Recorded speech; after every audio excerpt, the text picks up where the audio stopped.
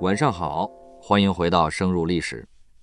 公元618年，江都的春夜，柳絮飘得像一场化不开的大雪。一个面容浮肿的帝王站在铜镜前，摸着自己的脖子，笑着问身边的皇后：这么好的一颗头颅，最后会落在谁的刀下？他是杨广，是被后世骂了1400年的亡国暴君，也是亲手为大唐盛世铺好路基的远见者。今晚我们回到公元581年的长安，去见证一个13岁的少年如何用35年戴上龙椅上的枷锁，又如何用14年把整个帝国和自己一起碾碎。提起他，人们总爱用暴君、狂徒来勾勒他的轮廓。事实是，这世间从没有无源之水般的疯狂，所有的暴力都曾经历过漫长且暗无天日的孵化。要把杨广还原成一个有血有肉的人，我们必须去嗅一嗅公元581年长安城的空气。那一年，北周的天际线被杨坚的旌旗遮蔽，大隋建立。13岁的杨广被封为晋王。他的童年没有寻常百姓家的天真烂漫，只有刀光剑影与门阀倾轧的刺骨阴寒。大隋的江山是踩在关陇贵族集团的妥协与血泊之上建立起来的。在这个庞大、坚硬且冰冷的利益集团内部，皇权更像是一个随时需要校验成色的筹码。杨广的父亲杨坚多疑猜忌，他的母亲独孤伽罗更是一位对道德有着精神洁癖的政治女强人。这位皇后固执地将一夫一妻制的私人操守拔高成了衡量百官和皇子品行的最高政治红线。让我们把目光投向当年的东宫。彼时的太子是杨广的大哥杨勇。杨勇并非毫无建树的草包，他生性直率，宽厚随和，但他犯下了一个在这个特殊家庭里最致命的错误。他太想当一个正常人了，他喜欢华丽的蜀铠，甚至在上面镶嵌花朵。他宠爱美艳的云昭仪，冷落了母亲独孤皇后亲自为他挑选的正妃袁氏，最终导致袁氏暴病而亡。更触动帝王逆鳞的是，某年冬至，杨勇在东宫大张旗鼓地接受百官朝贺。在晚年越发敏感多疑的杨坚眼里，这不仅仅是僭越，这是逼宫的预演。在那片满朝文武向太子朝贺的喧嚣中，我们能在角落里找到一双冷静的眼睛，那是年轻的晋王杨广。他像一个极具耐心的猎手，静静注视着大哥在父母的底线边缘反复试探。杨广洞察了这座宫廷的隐秘运行逻辑，在这里，真实的情感是带毒的诱饵，谁能完美嵌合父母心中的道德幻象，谁就能拿到通往帝国巅峰的钥匙。公元589年，20岁的杨广迎来了惊艳天下的机会。他统领大军南下，荡平陈朝。建康城的宫门被撞开，六朝金粉、稀世珍宝如画卷般在他眼前展开。对于一个常年生活在北方苦寒与宫廷压抑中的青年来说，这是何等猛烈的视觉冲击。但他下令封存府库，秋毫无犯。消息传回长安，二圣大喜。这正是杨广精心雕琢的面具的第一道高光。回到长安后，一场惊心动魄且不动声色的政治围猎正式拉开帷幕。杨广深知，大哥虽然失宠，但东宫的政治根基依然深厚，背后站着一大批主张按长幼顺序继承的正统派大臣。要扳倒大哥，仅靠自己装穷是远远不够的。他开始展现出政治手腕与心理学直觉。他精准地抓住了这场夺嫡之战的阵眼，权臣杨素。杨素手握重兵，且同样忌惮一旦太子继位会对自己不利。杨广放下皇子的身段，不仅结交杨素，甚至与杨素的弟弟结为死党，暗中输送巨额财富。这两人在推杯换盏间结成了大隋王朝最核心的隐秘同盟。同时，杨广的目光死死锁定了母亲独孤皇后的内心。每次父母派内侍来晋王府，杨广必定亲自迎到门外，态度恭敬的近乎谄媚。临走时，总会有一笔丰厚的赏赐塞进这些内侍的袖口。于是长安城里开始流传起一种精心编织的舆论：晋王府里的乐器落满灰尘，晋王连一首曲子都不听，晋王只和正妃萧氏同房，连一个美貌的妾室都没有。晋王每逢听到父母微恙，便整日绝食祈福。如果你此刻站在晋王府的暗处，你会看到那些年长且容貌普通的侍女在庭院里洒扫，看到几件洗得发白的旧衣挂在显眼处。这不仅仅是简单的伪装，这是一场极大消耗心智的自我摧残。杨广将自己真实的欲望死死按压在潜伏的海底，每一天都在扮演一个道德完人。当外围的网越收越紧，致命的一击终于到来。杨勇在接连的打压下早已心神不宁，焦躁绝望。东宫的一举一动都成了杨广一党构陷的把柄。很快，杨勇私下请术士祈福固灾的举动被捅到了杨坚面前。这本是失意皇子的无奈之举，却被定性为意图谋逆的巫蛊之术。这成了压垮骆驼的最后一根稻草。杨素借机在朝堂上大肆渲染东宫异动，独孤皇后在后宫中不断加码，杨坚积压多年的猜忌终于被引燃到了顶点。时间定格在公元600年的那个寒冬，大雪覆盖了长安，废太子的诏书在长乐宫上空回荡。杨勇在惊恐与茫然中被剥夺储君之位，幽闭深宫。踩着嫡亲兄长的政治残骸，31岁的杨广终于踏上了那铺满冷硬白玉的东宫御阶。站在这权力之巅，杨广的心中不仅没有胜利者的从容，反而涌起了一阵刺骨的战栗。这场长达10几年的夺嫡之战，抽干了他体内最后一点温情。他清楚，那些恭维他的臣子，那些赞美他的父母，所爱的根本不是他杨广本人，而是那个被他虚构出来的完美无缺的道德符号。长期的自我压抑与剥夺正在他的心底撕裂出一个巨大的黑洞。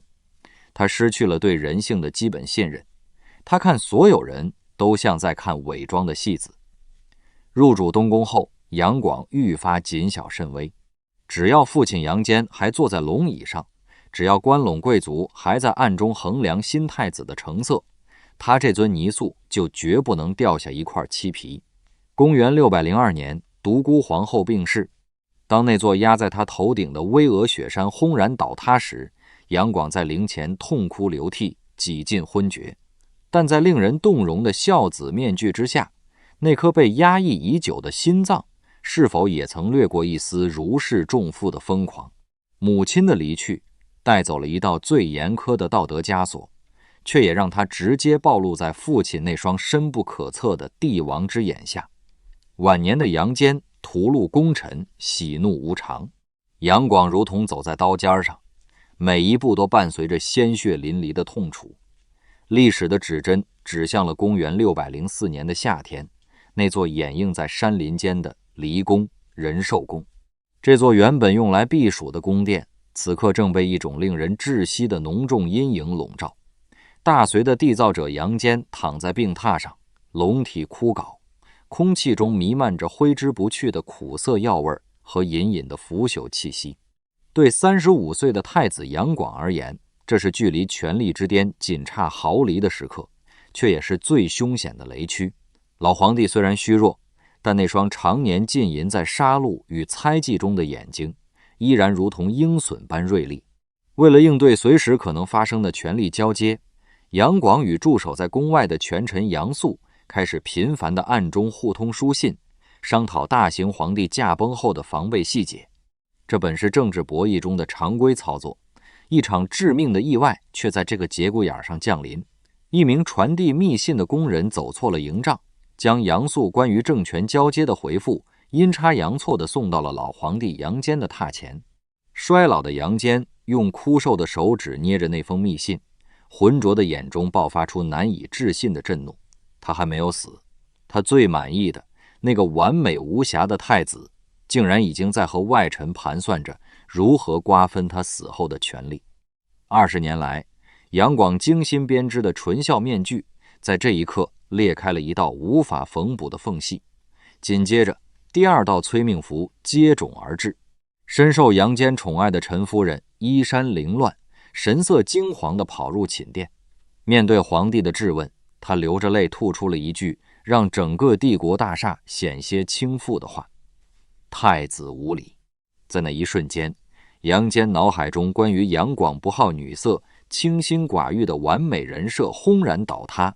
原来这一切都是假的。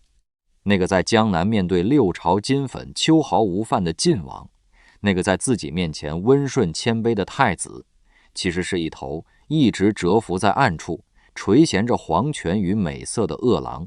杨坚愤怒地捶打着床榻，发出了一声绝望而凄厉的嘶吼：畜生何足负大事，独孤误我！他拼尽全身最后一丝力气，向身边的亲信大臣柳树和完颜下达了那个足以让杨广万劫不复的指令：召我儿。老皇帝口中的我儿，不是榻前的太子，而是那个被废黜已久、幽禁在深宫的废太子杨勇。他要逆转乾坤，他要掀翻这盘下了20年的棋局。当这个消息传到杨广的耳中时，他正站在仁寿宫的回廊下，20年的隐忍和自我阉割，眼看就要在最后一步化为泡影。一旦杨勇被召回，等待他杨广的不仅是储君之位的丧失，更是万劫不复的屠刀。在生与死、皇权与深渊的悬崖边，杨广的眼神中没有慌乱，只有一种令人心悸的冰冷。那个曾经在江南雨巷中或许还残留着一丝温情的青年，在这一刻彻底死亡，取而代之的是一个为了权力可以吞噬一切的政治野兽。他没有丝毫犹豫，立刻启动了最残酷的备用方案。他下令将奉命去拟诏的柳树和完颜当场逮捕。随后，他的亲信将领宇文述、郭衍率领着全副武装的东宫禁卫，如黑色的铁流般迅速包围了仁寿宫。所有的宫门被死死锁上，原本侍奉老皇帝的后宫嫔妃和宦官被全数驱赶到偏殿关押，整座宫殿陷入了一片死寂，只有铠甲的摩擦声在空旷的青石板上回荡。最后，杨广最信任的冷酷心腹张衡缓缓推开了老皇帝寝殿那扇厚重的木门。门内究竟发生了什么？正史用春秋笔法将其掩盖在一片浓雾之中。我们只知道，张衡进去后不久，一代雄主杨坚便痛苦地咽下了最后一口气。没有太医的抢救，没有临终的嘱托，只有一声沉闷的丧钟敲响了大隋王朝走向另一个极端的序曲。完成这场血腥的权力更迭后，杨广在仁寿宫的偏殿里换上了那件沉甸甸的龙袍。他端坐在阴影中，感受着指尖传来的冰冷丝绸触感。两座压迫了他大半生的巍峨雪山，父亲的皇权与母亲的道德枷锁，终于在这场夏日的政变中尽数消散。长达35年的伪装岁月宣告终结。然而，出乎所有人意料的是，这位被野史描绘成屠夫的新君，在登基之初展现出的竟是一副励精图治的明君面孔。他下令修订宽仁的大业律，废除了父亲晚年诸多严苛的法条。他赦免了天下囚徒，试图用宽容收拢民心。他兴办州县学校，试图让教育不再是门阀的专利。他甚至一度免除了全国百姓的赋税，让饱经战乱与徭役的农田有了喘息的间隙。这些举措绝非一个只知享乐的昏君所为。杨广太清楚了，要坐稳这把龙椅，光靠宫廷政变的刀光远远不够。他需要向天下证明，他不仅是一个合格的继承人，更是一个能够带领帝国走向更高处的领航者。可他还来不及在龙椅上坐稳，远在并州的幼弟杨亮便因惊惧交加举起了反旗。这场叛乱虽被杨素迅速扑灭，却像一把重锤狠狠砸在了杨广的心上。骨肉相残的戏码在杨家反复上演，他终于看清了一个冰冷的事实：仅仅靠着血脉的法统，根本镇不住那些盘根错节的关陇世家，堵不住天下人的悠悠之口。父亲杨坚留下的是一个疆域统一但内部分裂的帝国，关陇贵族把持朝政，山东豪强蠢蠢欲动，江南士族离心离德。而他杨广若想真正驾驭这艘巨轮，就必须拿出前无古人的功业，用震古烁今的剑术去碾碎所有质疑，去填补自己得位不正带来的合法性深渊。他环顾四周，一种前所未有的使命感攫住了他的灵魂。他不再需要看任何人的脸色，不再需要穿洗得发白的旧衣，不再需要隐藏对江南烟雨和宏大事业的狂热迷恋。这片山河不再是需要他战战兢兢去守成的祖宗基业，而是他杨广可以尽情挥洒才略的巨型画布。他要把被压抑了35年的抱负、远见与掌控欲全部倾注在这片土地上。新君继位的血腥气还未在仁寿宫散去，一场足以重塑华夏文明格局的宏大蓝图已经在他的脑海中缓缓铺开。公元605年的初春，长安城的冰雪尚未消融，一道圣旨便如同惊雷般砸向了这座百年古都，营建东都洛阳。对于那些根深蒂固的关陇贵族而言，这不亚于一场政治上的连根拔起。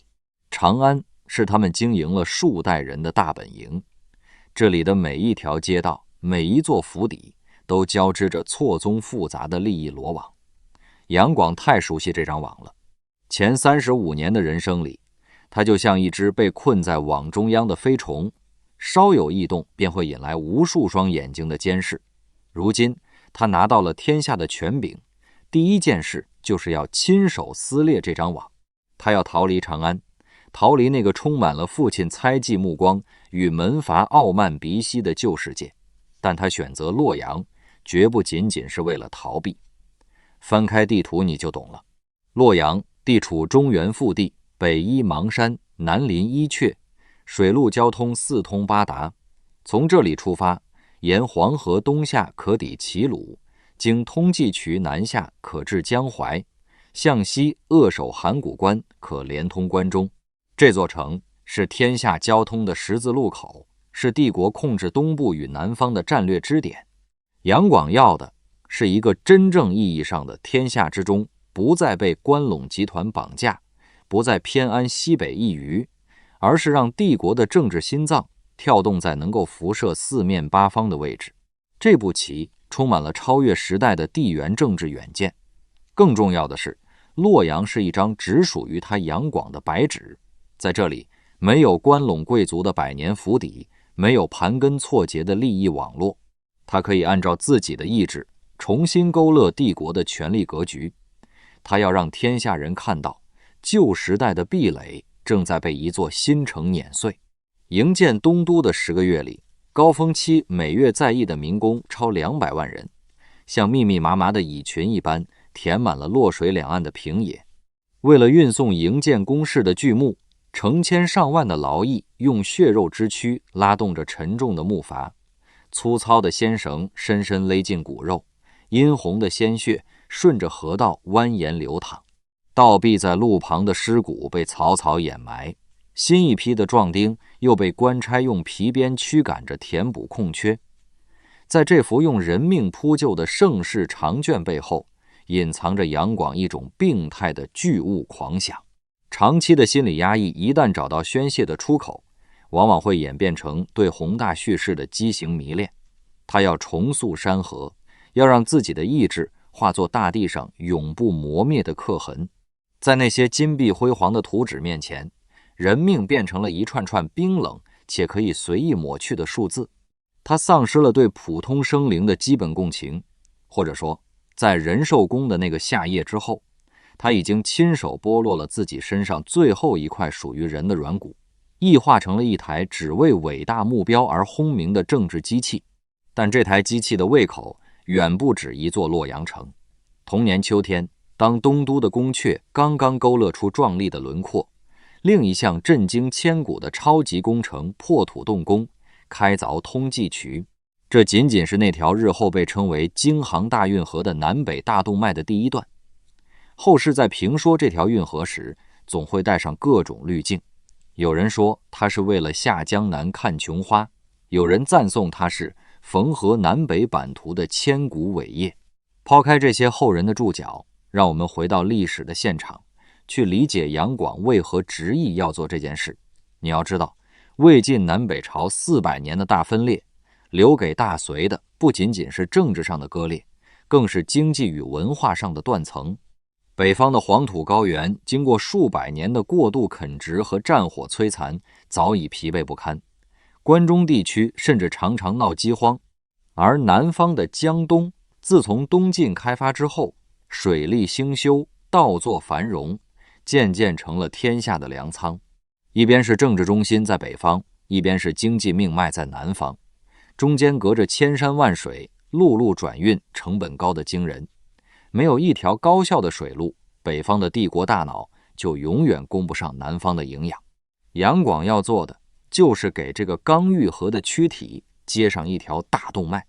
他规划中的运河网不是一条孤立的河道，而是一个纵贯南北的水运系统，从北方的涿郡到东都洛阳，从洛阳到江淮，再从江淮到余杭，将5大水系全部打通。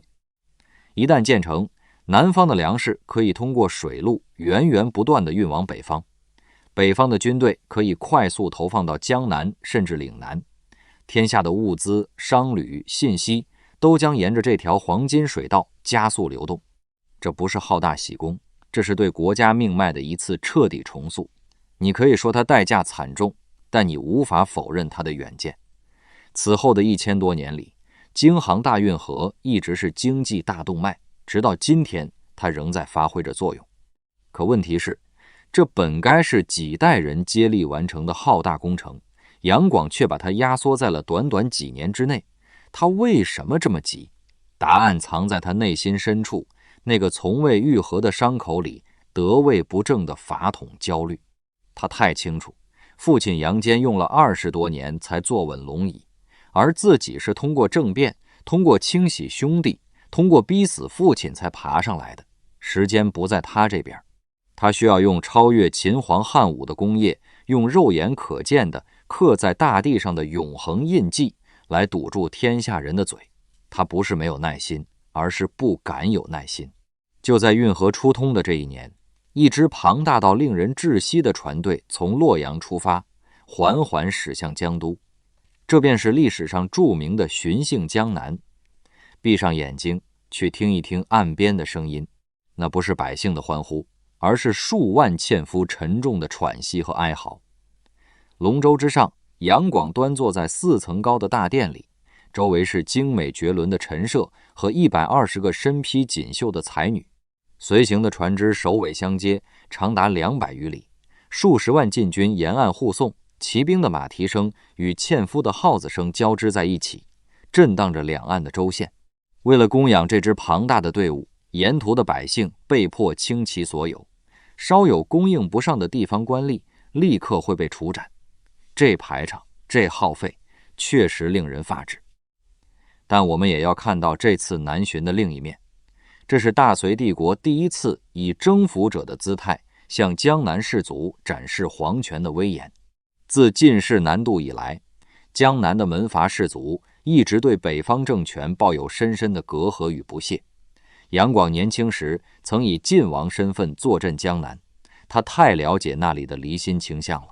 他要用一场空前绝后的巡游，告诉那些南方的世家大族，天下已经统一了，你们不再是偏安一隅的化外之民，你们的未来在这条运河的北端。这是政治宣誓，也是一种带着羞辱意味的整合。杨广坐在高高的龙椅上，冷眼俯视着苍茫大地。当一个人掌握了瞬间倾覆几十万人命运的权力时，他很容易产生一种幻觉，以为自己就是制定天地法则的神明。他望着窗外向后退去的风景，回想起了多年前作为晋王南下平陈的岁月。那时的他在江南的细雨中小心翼翼地隐藏着欲望，字斟句酌地扮演着圣人。而今天，他带着半个帝国的家当，以征服者的姿态碾压过这片土地。这是他对自己压抑青春的盛大补偿，也是他对江南士族的一次心理碾压。在重塑地理版图的同时，杨广也没有忘记在政治版图上动刀。公元605年前后，他正式创设进士科，以分科考试的方式选拔官吏。如果你觉得这只是一个小小的科举改革，那就太小看杨广了。在此之前的人事选拔制度，无论是两汉的察举制，还是魏晋的九品中正制，本质上都是人推荐人，世家大族推荐自己的子弟，门生故吏遍布天下，形成了一个个针插不进、水泼不进的利益集团。皇帝想要用人，得看门阀的脸色，寒门子弟想要出头，几乎没有通道。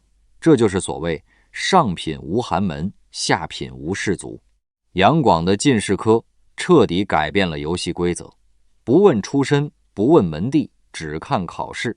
你答得出策论，写得好文章，哪怕你是山沟里的穷书生，也有可能一步登天。这看似文雅的举动，实则是一把刺向关陇贵族心脏的无形匕首。他试图用南方的寒门士子来稀释北方门阀在朝堂上的权力垄断，用一张试卷去撬动数百年的世袭特权。从历史的演进来看，科举制的创立是中国古代政治制度的一次革命，它为国家选拔人才提供了相对公平的通道，打破了门阀政治的最后堡垒。朝为田舍郎，暮登天子堂成为了可能。后来的唐宋元明清，无论怎么改朝换代，科举制度始终被继承下来，因为它解决了皇权与贵族之间最核心的矛盾。谁来当官，皇帝说了算，而不是门阀说了算。杨广可能自己都没有意识到，他这一刀砍下去的不仅是一个个关陇贵族的特权，更是整个中古门阀政治的根基。盛唐之所以能够涌现出那么多出身寒门的名臣，正是因为杨广在这张白纸上画下了第一条线。洛阳的宫殿拔地而起，运河的水波荡漾千里，科举的考场上坐满了忐忑的士子。表面上看，大隋帝国正处于烈火烹油的鼎盛之巅，万国来朝，四海宾服。杨广似乎真的做到了他梦寐以求的千古一帝。可是在这耀眼的光芒之下，帝国的地基正发出阵阵令人牙酸的断裂声。杨广听不到那些底层的哭声，或者说在他的宏大棋盘上，当下的痛苦被预设为未来的代价。他坚信，只要运河贯通，东都建成，科举落地，一个超越大汉的盛世就会喷薄而出，而眼前的一切牺牲都将被后世的史书用阵痛二字轻轻带过。可历史的残酷在于，你可以透支国力，但不能无限透支民心。但此时那些世家手里依旧握着兵权与部曲，像一颗颗埋在帝国地下的地雷。他需要一场无可争议的对外大胜，既能彻底压服周边势力，又能借着战争消耗门阀的军事实力。于是他的目光越过了江都的烟雨，越过了洛阳的繁华，死死锁定了帝国东北方那片冰冷而遥远的土地。那里有一个一直不肯向他俯首称臣的政权——高句丽。为什么要打高句丽？从地缘战略的角度看，杨广的理由并非全无道理。高句丽自魏晋以来不断蚕食辽东，疆域横跨今中国东北和朝鲜半岛北部，拥兵数十万，且与突厥暗中勾结。如果放任他做大，未来将成为中原王朝的心腹大患。后来的唐朝也证明了这一点，李世民、李治两代帝王接力征讨，最终才在公元668年灭掉高句丽。杨广只不过提前看到了这个威胁，而且他选择了用最极端的方式去解决。但问题不在于打不打，而在于怎么打。杨广的内心深处隐藏着远比地缘更复杂的动机。那些关陇世家手中依然握着大量的部曲和兵权，他需要用一场漫长且巨大的边境战争去绞杀、消耗这些门阀的底蕴。同时，他那颗因为得位不正而长久悬在半空的心，急需一次无可辩驳的绝对胜利来安抚。他要向全天下证明自己比那个建立大隋的父亲更伟大。这3种动机，地缘安全、削弱门阀、合法性证明，缠绕在一起，形成了一股无法阻挡的冲动。公元612年的春天，大隋帝国的战争机器爆发出令人窒息的轰鸣。幽州涿郡的平野上汇聚了人类古代战争史上前所未有的庞大军阵，113万作战部队，200万负责辎重的民夫，从北方边镇到江南水乡，家家户户都在门板上刻下被抽调男丁的名字，因为太多人知道，这一去便是一生。当大军拔营起行，首尾相连，长达1000里，旌旗遮蔽了天空，金鼓震荡着山河，这已经不再是一场纯粹的军事征伐，这是杨广为自己量身定制的历史献祭。他要把大隋海量的财富和无数的生灵作为贡品，摆上那个名为千古一帝的神坛。然而偏偏是长期的伪装和心理扭曲，剥夺了他作为最高统帅最基本的理智。大军出发前，杨广下达了一道足以让所有将领绝望的军令：前线各军凡有进退决断，必须遣使奏报皇帝，不得擅自行动。我们可以设想一下那个荒谬的战场，前线的刀剑已经相交，敌军的阵型开始散乱，大隋的将领却只能眼睁睁看着战机流逝，焦急地等待着几百里外大本营传来的圣旨。这种自废武功的微操，源于他灵魂深处那无可救药的猜忌。经历了20年的装疯卖傻和手足相残，他早就失去了信任别人的能力。他害怕前线的将领贪天之功，更害怕有人借着战争拥兵自重，倒戈相向。他对内部权臣的防备远远超过了对外部敌人的杀意。于是大隋100万雄师被捆住了一只手臂去迎战。这种违背军事常理的控制欲，最终在辽水之畔酿成了华夏历史上最惨痛的悲剧。公元612年的盛夏，大隋的30万精锐强渡柞水，孤军深入平壤城下。等待他们的不是高句丽王的降书，而是蓄谋已久的诱敌深入与坚壁清野。当30万疲惫不堪、补给断绝的士兵在泥泞中绝望撤退时，高句丽的追兵如群狼般撕咬上来，鲜血染红了柞水的波涛，残阳如血，照耀着堆积如山的尸骸。30万零5000人渡河，最终逃回辽东本镇的仅剩下2700人。九军覆没，举国缟素。面对这种足以击碎任何帝王理智的惨败，杨广的反应令人失望。他没有下罪己诏，也没有抚慰阵亡将士的遗孤。在那个充满血腥味的狱营里，他所有的愤怒都来自于那层完美面具的碎裂。他绝不容许自己失败。如果承认了这场灾难，就等于向那些被他踩在脚下的门阀认输，等于承认父亲临终前那句畜生何足负大事的诅咒应验了。心理学上有一个词叫做赌徒谬误。当一个自恋型人格在面临毁灭性打击时，他不会选择止损，而是会押上仅剩的所有筹码，妄图在一局之内翻盘。杨广完全陷入了这种疯狂。仅仅1年之后，公元613年，伤口还在汩汩流血的大隋帝国再次被强行绑上了战车。第2次征伐高句丽开始了。这一次的强行摊派成了压垮天下苍生的绝命重压。山东、河北地带的百姓为了活命，纷纷揭竿而起，齐鲁大地烽烟四起。但杨广固执地认为，只要拿下高句丽，一切叛乱都将随着胜利的荣光烟消云散。他听不到草根的哀嚎，或者说他拒绝去听。就在前线战事焦灼之际，一个让杨广心脏骤停的消息从大后方传来。负责督运粮草的礼部尚书杨玄感在黎阳起兵叛乱，兵锋直指东都洛阳。杨玄感是谁？他是当年亲手将杨广推上皇位的头号权臣杨素的亲生儿子，是关陇贵族集团中最具代表性的门阀子弟。这场叛乱的性质比高句丽的顽抗更让杨广胆寒，他像一记响亮的耳光，无情地扇醒了杨广的幻觉。他自以为已经用科举、用运河、用洛阳城将这些门阀踩在脚下，其实对方只是在隐忍，等待一个将他开膛破肚的时机。此刻的杨广终于露出了底色的惊恐，他仓皇下令撤军，丢下无数攻城器械，日夜兼程赶回中原，扑灭叛火。杨玄感的叛乱很快被各路回援的大军镇压，但杨广的心智已经在这场背叛中全面崩塌。他从一个试图建立千秋伟业的战略家，退化成了一个草木皆兵的屠夫。为了清洗所谓的同党，他在洛阳城外大开杀戒，3万多人被牵连处死，甚至连曾经受过杨玄感1升米恩惠的平民也未能幸免。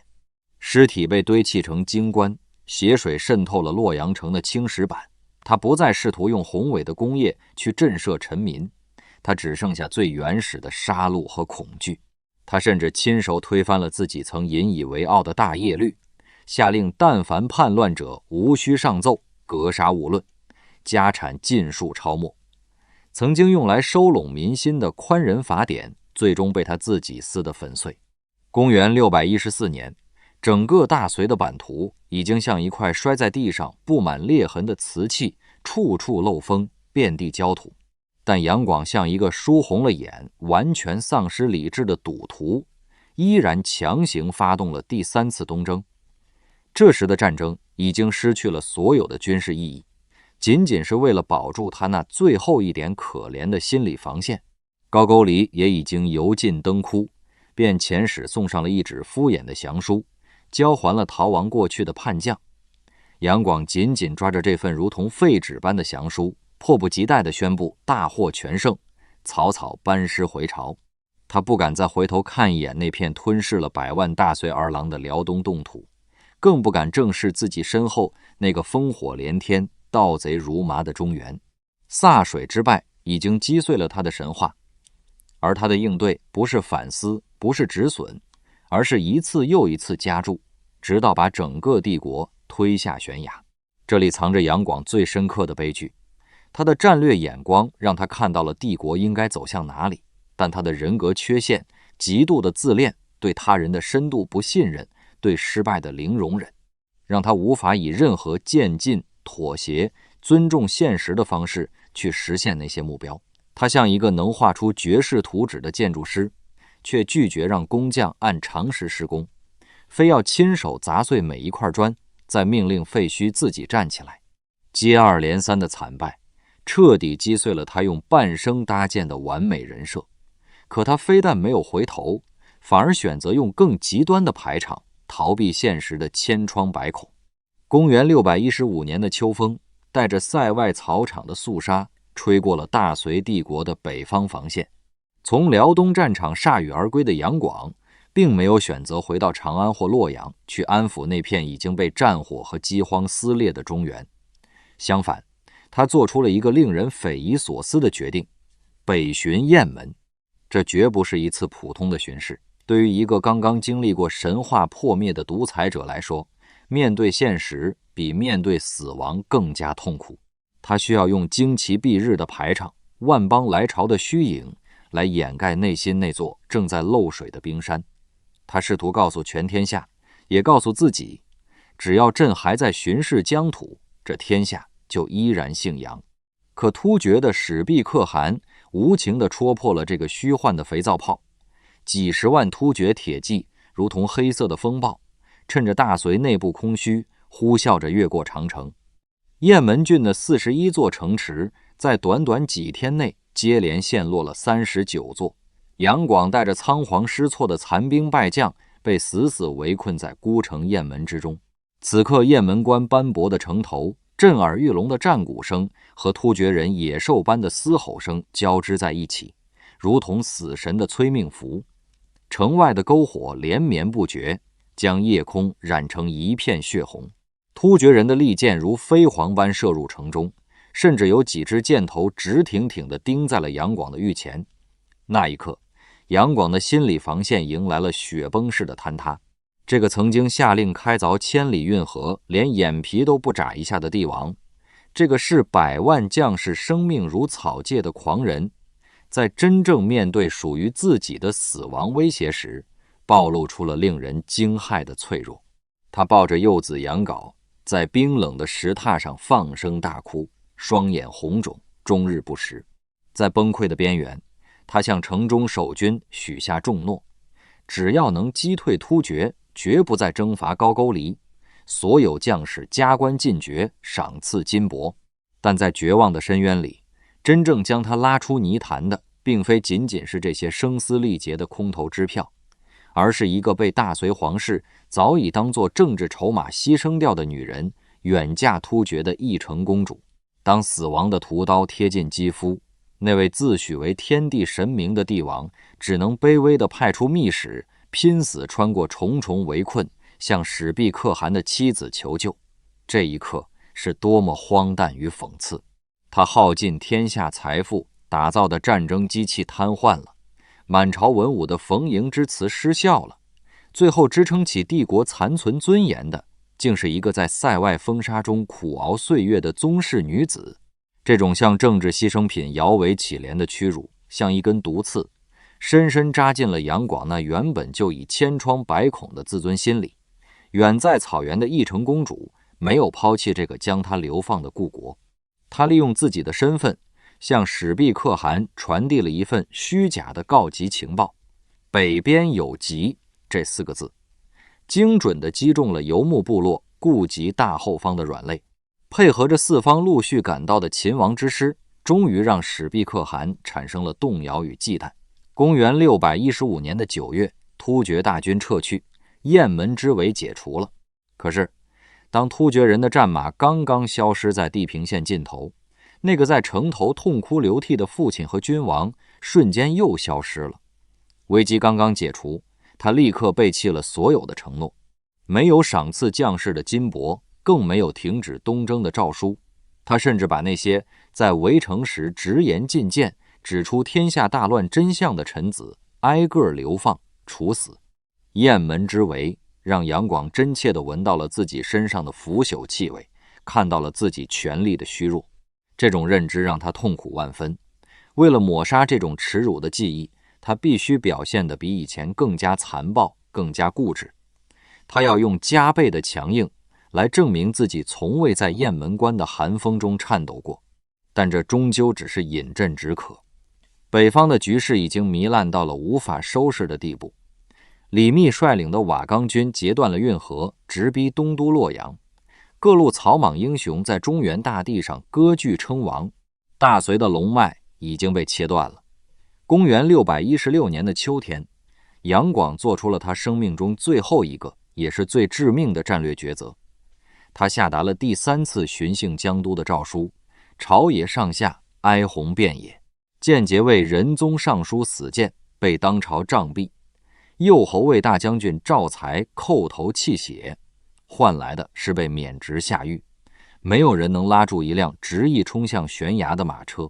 杨广迫不及待地登上了那艘庞大的龙舟，逃离了这个让他窒息的北方。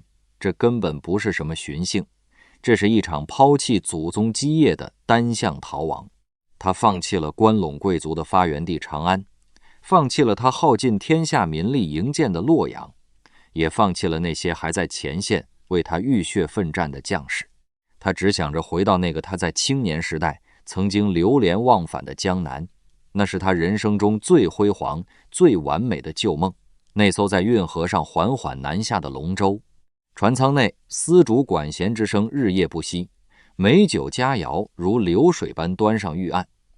而船舱外，护卫他南下的10万萧果军将士正面如死灰地看着家乡的方向渐渐远去。这支大隋最精锐的禁卫军全都是西北壮汉，他们的父母妻儿还在北方的大火中苦苦挣扎，而他们的皇帝却要带着他们去南方醉生梦死。这10万颗绝望的心脏正在潮湿的江风中酝酿着一场足以掀翻天地的怨毒。抵达江都后，杨广彻底关上了与外界沟通的大门。公元617年，四海沸腾，连他的表哥李渊也在太原竖起了反旗，兵锋直指长安。但江都的宫城里却是一派荒诞的生平景象。杨广下令，任何人敢奏报各地造反的军情，一律斩首。于是所有的臣子都学会了粉饰太平，向他禀报天下无事，毛贼正在被肃清。他真的相信这些鬼话吗？不，一个曾经能在关陇贵族的夹缝中用20年时间夺取储君之位的顶级政治家，绝不可能是一个好骗的傻子。他比任何人都清楚，门外的潮水已经没过了台阶，但长期的挫败、刺骨的心理落差以及法统崩溃带来的虚无感，让他放弃了所有的挣扎。这里需要停下来想一想，杨广的选择真的只是懦弱吗？或许还有另一层更深的心理动因。他一生都在追逐完美，完美的储君，完美的帝王，完美的功业。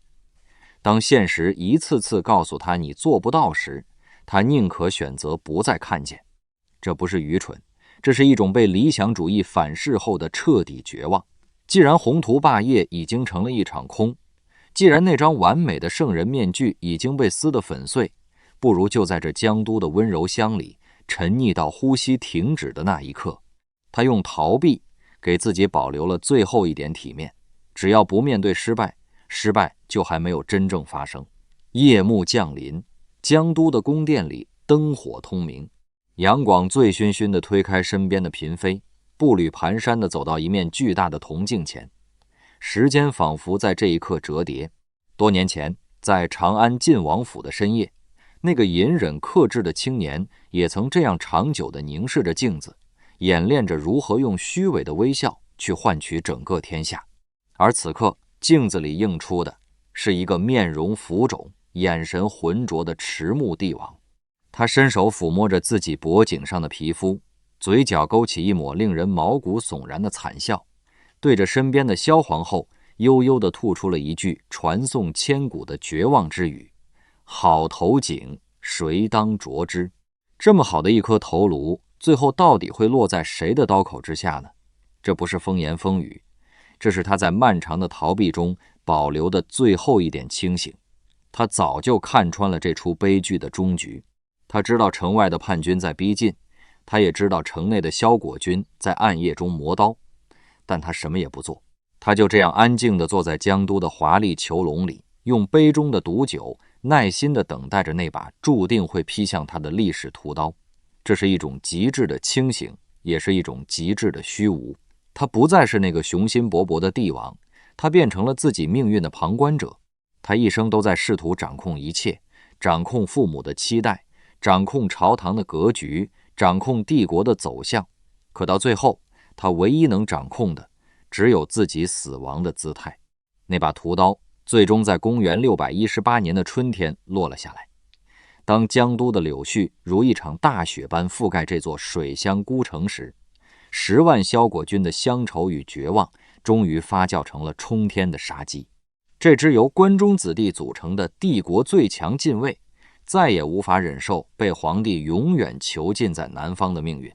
在将领司马德堪的串联下，在关陇贵族子弟宇文化及的推波助澜中，叛乱的火把照亮了江都宫廷的夜空。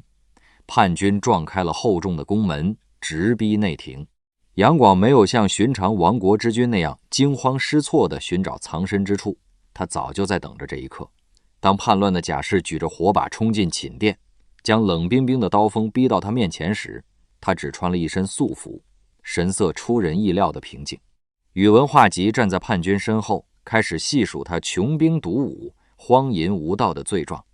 杨广听完，嘴角勾起一抹惨淡的冷笑。他看着眼前这些曾经受他提拔、蒙他恩宠的门阀贵族，用尽最后力气吐出了一句震耳欲聋的质问：我故负百姓，至于耳背，荣禄奸极，何乃如是？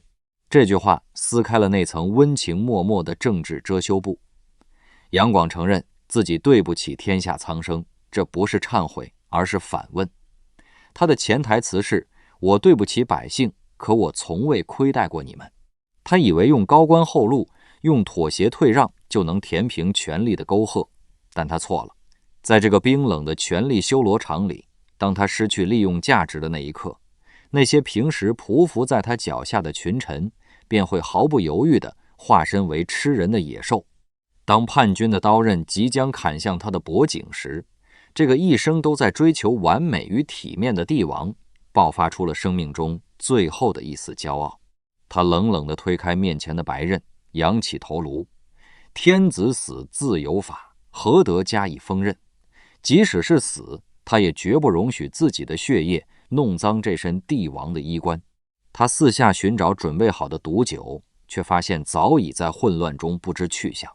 于是他平静地解下腰间的白链巾，递给了面前的叛军将领。在绞杀的窒息与黑暗中，那个曾在长安城内谨小慎微的晋王，那个在江南烟雨中惊艳天下的统帅，那个在洛阳城头挥斥方遒的大帝，那个在雁门关上痛哭流涕的凡人，走马灯般交织重叠，最终化作江都行宫里一具面目青紫的躯壳。大隋王朝这个曾闪耀着万丈光芒的短命帝国，也就此随他一同咽下了最后一口气。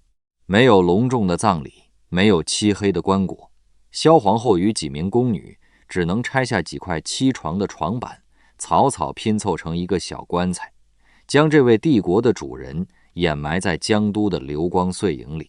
当那具粗糙的棺木沉入江都的泥土，当隋王朝的帷幕彻底落下，杨广这个名字便被钉在了历史的十字路口，任由后世笔墨反复涂抹，或斥为毒夫民贼，或叹为旷世雄才。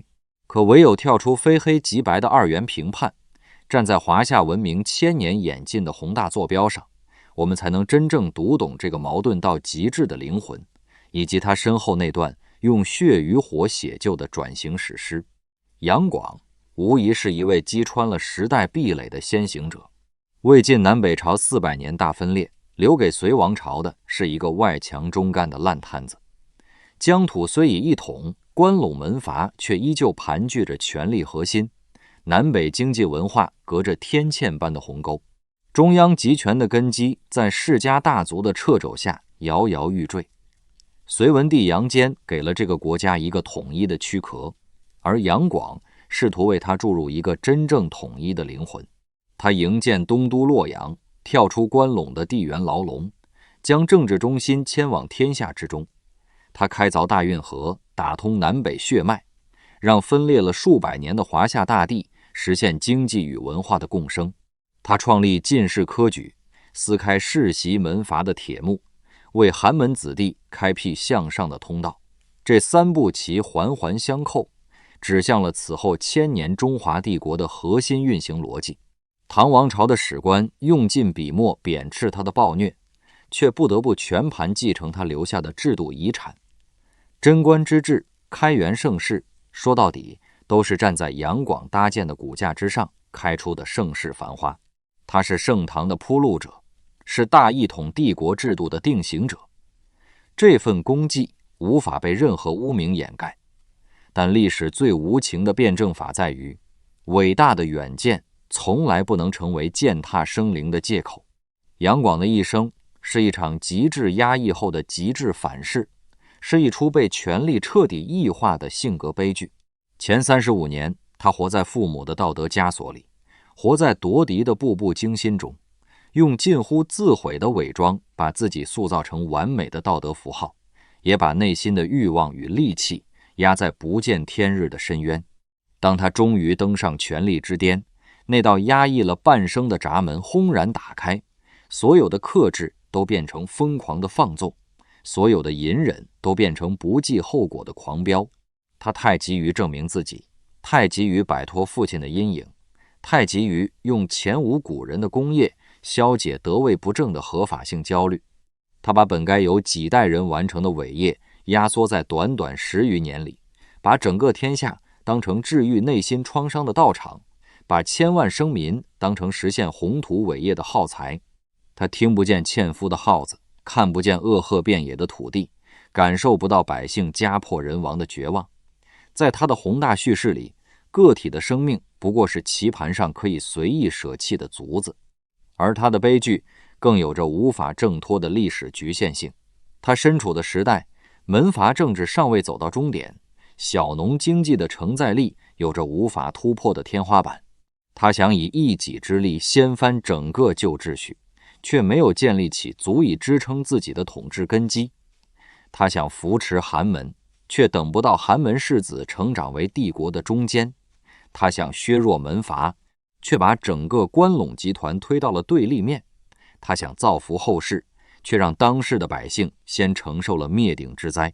他以为自己是历史的主宰，却终究只是历史的囚徒，逃不出皇权专制的必然逻辑，逃不出得位不正带来的永恒猜忌，逃不出专制帝王与生俱来的孤独与偏执。最终，他亲手点燃的烽火，烧尽了自己的一生，也烧尽了那个本该辉煌的隋王朝。他想做千古一帝，却成了亡国之君。他想为万世开太平，却给天下带来了无尽的浩劫。这是他个人的宿命，也是那个时代里所有被权力吞噬的野心家共同的悲剧。千年之后，我们回望这段历史，从来不是为了给杨广一个非黑即白的定论，而是为了看清每一个被权力、野心或焦虑裹挟的灵魂，最终会走向怎样的深渊。历史从来不是冰冷的年份与事件，它是无数鲜活的灵魂在时代洪流里的挣扎与抉择，藏着人性的光明与幽暗，也藏着我们每个人都可能面对的困境。或许此刻的你，也正被必须优秀、必须成功的声音裹挟着，不敢停下，不敢松懈，像当年的杨广一样，把人生活成了一场只能赢不能输的赛跑。你为了一个遥远的目标，忽略了当下的生活，压抑了真实的自己，甚至忘了问问自己，这一路的奔波究竟是为了什么？可历史早已告诉我们，人生的价值从来不是用极致的成就来衡量的，内心的安宁从来不是靠外界的认可来填满的。不必用一生的狂奔去填补内心的不安，不必用完美的人设去掩盖真实的自己。宏大的理想固然可贵，但更可贵的是对每一个平凡生命的敬畏，是与自己和解的温柔，是懂得慢下来，感受生活里那些细碎的温暖。人生从来不是一场必须赢的豪赌，能平安健康地走过这一生，能接纳自己的不完美，能珍惜身边的点滴幸福，就已经足够好了。今夜我们在深入历史的角落，一起走过了杨广波澜壮阔又充满争议的一生。如果这期节目给了你一点触动，或是让你对历史、对人性有了新的理解，欢迎在评论区留下你的思考，也别忘了点赞、订阅。往后的每一个深夜，我都会在这里陪你一起走进历史，读懂人心。夜深了，放下心头的焦虑与执念，好好睡一觉吧，晚安。